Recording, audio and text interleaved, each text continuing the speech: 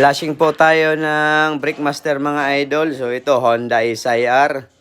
So dito makikita mo yung brake fluid na sobrang kalawang na, kaya medyo mahina na talaga yung preno. Wala na talaga.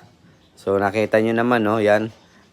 Share ko lang mga bossing yan. Gamit lang kayo ng kung wala tayong special tools na pang dyan.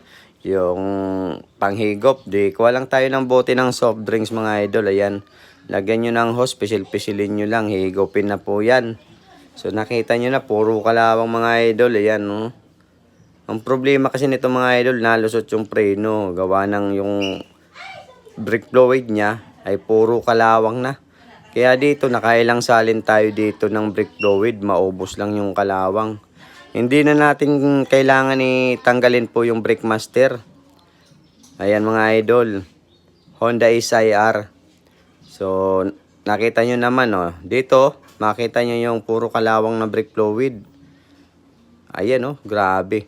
Hindi po siya nagpapalit ng brake fluid, hindi nagpa-flashing, kaya ganyan nangyari. Dapat mga idol ang gamitin nyo yung Preston, wag yung